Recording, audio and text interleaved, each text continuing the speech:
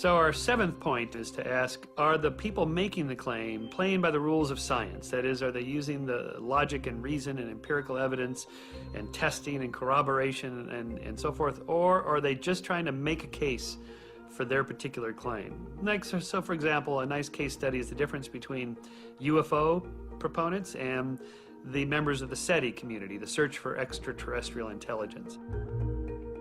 They both are interested in aliens, but there's a radical difference in the two communities. The one community, the UFO people, they tend to not be scientists, they have no training in science, they don't do experiments, they're not trying to disprove their claim by looking for other explanations. And yet the SETI people, by contrast, they're looking for ways to disconfirm their idea, they're running experiments, they're testing their hypotheses, they're trained professional scientists. So even though they both have the same interest, or there are aliens out there, they come at it at radically different perspectives, and that's why one we call science, SETI, and the other one we call pseudoscience, ufology. So the eighth point in our baloney detection kit is to ask if the claimant is providing a positive evidence in favor of their theory or just denying evidence for the other theory. That is, it's one thing to like compile a list of problems with the other guy's theory. So you have to actually have positive evidence in favor of your contrary or heretical theory. So, for example, you often see the UFO people say, well, we don't, I'll ask them, where's the evidence? Where's the UFO? Where's the alien body? Well, they covered it up. They've hidden it. It's hidden in Area 51, or they buried the bodies in Roswell, or, they're at some Air Force base. Okay, that's just negative evidence. That's saying, I don't have positive evidence. All I can say is that they concealed the evidence. Okay, that doesn't count, I'm sorry. They'll often hold up like these government documents with big blocked out type and go, look at that. The fact that something is covered up for some national security military reason, that doesn't mean it's extraterrestrial. There may be a terrestrial reason for that.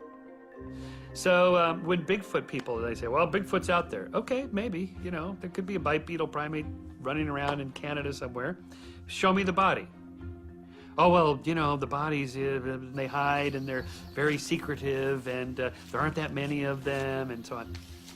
Maybe, but look, you want to name a new species of biology, you got to give us a type specimen. An actual body that we can dissect and look at, and you can look at, and I can look at, photograph, put it in a museum, take it to the lab, and so on. It's not enough to have negative evidence against the other theory. You got to have positive evidence in favor of your theory. So on our ninth question in the baloney detection kit is, does the new theory account for as many phenomena as the old theory? Anybody can find a few anomalies that the current prevailing theory doesn't seem to account for. In other words, in science, it's okay to say, I don't know, you have a few anomalies, a few mysteries, and so on. But what pseudoscientists tend to do is they tend to take those few handful of mysteries and say, well, that's my whole new theory. At Skeptic Magazine, we always get these long, single-space type manuscripts of a theory of everything. And it always starts off, Newton was wrong, and Einstein was wrong, and Stephen Hawking is wrong. But I have worked out this new theory of physics that explains the world. But the question is, can this new theory explain all the other things that Newtonian gravity explains, and Einstein's global general relativity explains, and quantum physics explains? If they explain one little thing, that's really meaningless unless they can explain all the other stuff that's currently explained. So the 10th question we should always ask in our baloney detection kit is, do the personal beliefs and ideologies and worldview of the person making the claim, is that what's driving their research, or is it the other way around? In other words, science and everything else it's done by people, and people have biases. Confirmation bias, we look for and find confirmatory evidence for what we already believe, and we ignore the disconfirmatory evidence. This is a classic case. So, for example, we did a whole issue of Skeptic Magazine on global warming, and I had a left-wing scientist and a right-wing scientist and a scientist with no wings at all. And, why would there be scientists with wings, political leanings? Well, because they're people, and they vote. And something like global warming, well, you can see by just listening to talk radio and so on, this is very ideologically driven, where people, say, well, if I'm pro-business, I have to be skeptical of global warming.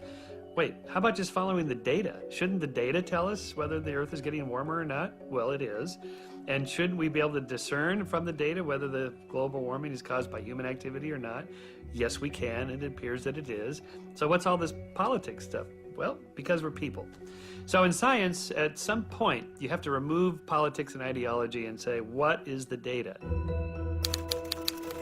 What the baloney detection kit does there with our little 10 questions is it helps us, when we encounter a claim, think about it in different ways. What you're going to find is that there's a range. Some are just obviously bogus. The Earth is flat. No, it's not. It's round. The Earth is going around the sun, not vice versa. Yes, okay. There's things that we know for sure are true. Evolution happens to be one of those. Maybe global warming is sort of leaning toward that now, but it's taken a while. And there's other things like maybe some radical new theories about the cosmos, whether there's multiple universes out there. Well, that's sort of more in the uncertain range. And then there's things that are almost surely not true, like, psychic telepathy, where I can read your mind, that sort of thing. Those are surely not true. So you get this range of probably true to probably not true. Science is the best tool ever devised for understanding how the world works. And everybody knows that because they all go to doctors. And if somebody's flying at 30,000 feet in a plane, they're not skeptical of math and engineering. They know this is the best design possible, and so on. So most of us, when we're playing with our iPods or we're using our Google search engine and we're on the internet and we're watching our high-def televisions and so on, we love science. We know science works. And we know the basis of it is sound and all that stuff. It only comes to a few things, like when it comes to, what's the meaning of life, or where did we come from? What does it, what does it all mean? What's the future? There we start to think, well, maybe I should be skeptical of science. In fact, really, science is the best thing ever devised for understanding the world. We should love it.